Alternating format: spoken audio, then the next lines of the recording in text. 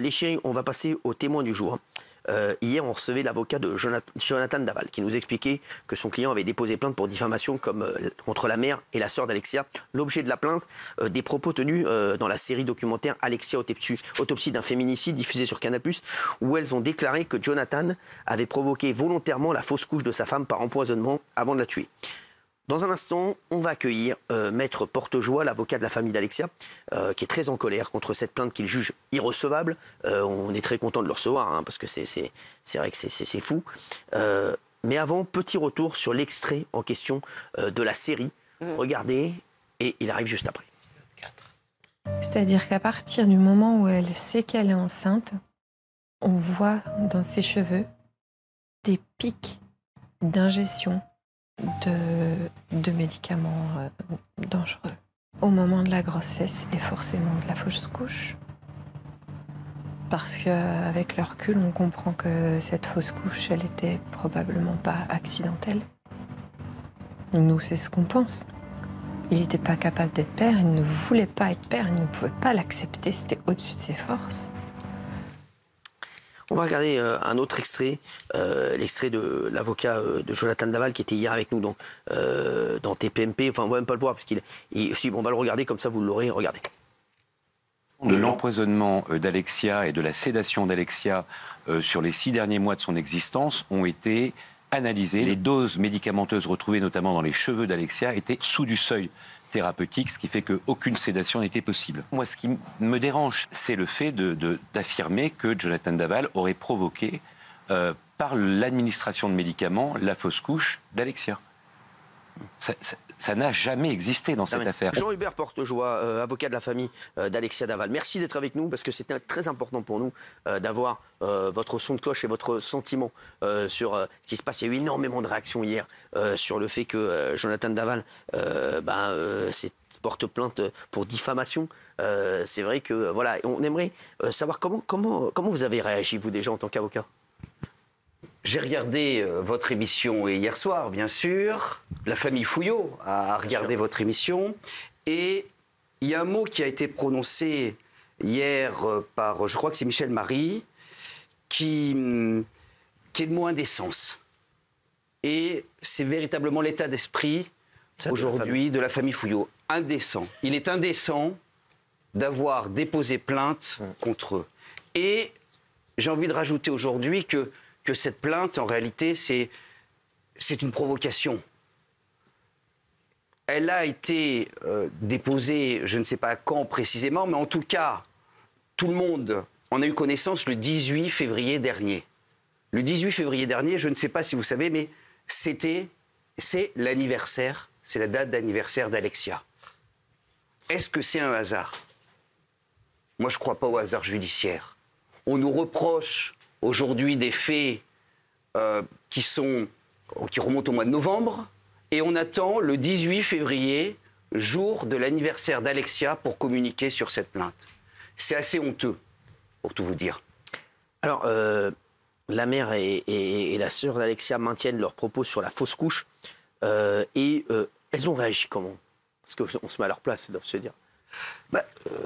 Bien évidemment qu'elles sont choquées. L'empoisonnement médicamenteux, c'est pas un élément nouveau. On sous-entend que ça aurait été évoqué pour la première fois lors de la série, le 4e épisode, je crois, de la série. Pas du tout. Dès le début de l'instruction, il y a eu ce problème qui a été évoqué. C'est cette prise de médicaments. Il y a eu des demandes d'actes, même auprès du magistrat instructeur. Et puis, lors du procès d'assises, ça a été évoqué publiquement. L'avocat général l'a même évoqué dans ses réquisitions, cet empoisonnement médicamenteux. Donc n'allons pas faire croire que ça sort pour la première fois au mois de novembre. Est-ce que ça pourrait changer quelque chose à la peine de Jonathan Daval? Rien du tout. Rien du tout. Alors, la plainte, j'ai regardé l'émission hier soir. Mon confrère, Maître Schandorfer, j'ai bien vu qu'il était un petit peu gêné de s'expliquer sur sa plainte. Il a d'ailleurs dit, je crois, je ne sais pas si on ira jusqu'au bout. Cette plainte, elle est évidemment irrecevable. Elle est prescrite. Et il est évident qu'il n'y aura aucune poursuite contre les époux Fouillot. Après le maître Schwerdorfer, il joue sa partition, il fait son métier, comme on s'en est parlé. Oui, bien sûr. À l'instant, c'est sûr que lui, on ne peut pas lui en vouloir. Au contraire, il fait son boulot jusqu'au bout. C'est un très bon avocat, tout comme vous, hein, d'ailleurs, Jean-Hubert Portejoie. Mais ma question, c'est, dites-moi si je peux vous la poser ou pas. Est-ce que vous l'auriez fait, ça, vous? Moi, à titre personnel, je ne l'aurais pas fait. Moi, si vous voulez, on sait tous, on connaît tous les conditions dans lesquelles Jonathan Daval a tué, a massacré Alexia. Ça. Il lui a porté des coups de poing. Il l'a étranglée pendant 3 minutes. 3 minutes sans interruption. Il a traîné son corps comme un sac de patates. Ces mots, ce sont les mots de Jonathan Daval devant la cour d'assises. Je l'ai traîné comme un sac de patates. Il l'a brûlé. Il y a eu une crémation partielle du corps. Ah. Quand on a infligé ça à son épouse, la moindre des choses, si on a un minimum de respect pour la famille, on se tait et on exécute sa peine d'emprisonnement de 25 ans. Bravo. Raymond, vous vouliez réagir parce que vous n'étiez pas là hier. Moi, je n'étais pas là hier et vous venez de tout dire. Vous venez de lire dans mes pensées. Tout ce que vous venez de dire là, c'est ce que j'allais dire. Un peu de dignité, un peu de... Alors, il n'a pas été un homme déjà, lui. Ça n'a pas été un homme, le fait d'avoir fait ça à son épouse. On ne peut pas dire que c'est un homme. Mais au moins, le peu d'hommes qui te reste en toi, normalement, tais-toi. Fais ta peine de 25 ans. Tais-toi. Sois digne. Ce que tu as fait, c'est très grave. Ne va pas en plus reporter plainte derrière. Et je vais même plus loin, moi. J'étais même... Et je l'avais sur le cœur depuis quelques temps, quelques semaines. Sa maman est venue ici. Ouais, on l'aime bien, ça, maman. Oui, mais c'est pas le problème. Sa maman est venue ici, elle a fait un livre sur son fils. Et je le mets pareil avec sa maman. Dignité. C'est-à-dire que sa maman prend de l'argent sur son fils. Mais si, c'est ce que je pense. Sa maman prend de l'argent sur son fils qui a tué sa femme. Elle a voulu écrire un livre, mais sa maman, pareil. Sa maman, moi je lui dis, là, je sais pas s'il nous regarde, Jonathan. Mais je lui dis, parce que toi t'es gentil, parce que toi t'es gentil, parce que t'es un gentil. Moi, avec mon caractère, je me dis que même sa maman, j'aurais voulu de la dignité et pas faire un livre pour aller dépenser de l'argent. Comment tu vas toucher l'argent que c'est ton fils qui a fait ça? Et tu vas dépenser l'argent que c'est ton fils qui a fait ça. Et pour en revenir à lui, moi je voudrais qu'il se taise maintenant. Qu'il se taise et qu'il fasse sa peine comme un homme. Il regarde ses baskets, il purge sa peine, et quand il sort, il sortira. Voilà, parce que la justice française, elle est faite comme ça, il sortira un jour. Donc quand il va sortir, il fera ce qu'il voudra. Mais là, qu'il fasse profil bas.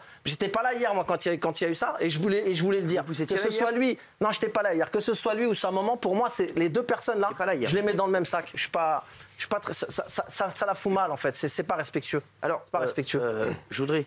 Moi, c'est vrai que on a eu, et je ne sais pas pour vous, hein, mais on a tous eu un coup de cœur, mine de rien, pour la famille Fouillot.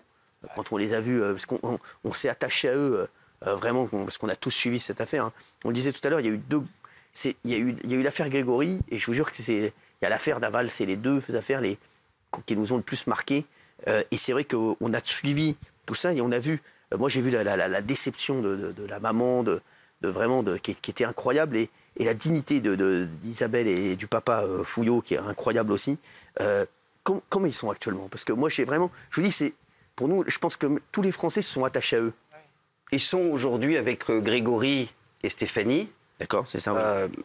Ils ont bien évidemment été choqués par cette plainte. Et puis, dans quelques semaines, en revanche, il va y avoir un nouveau combat judiciaire. C'est ça.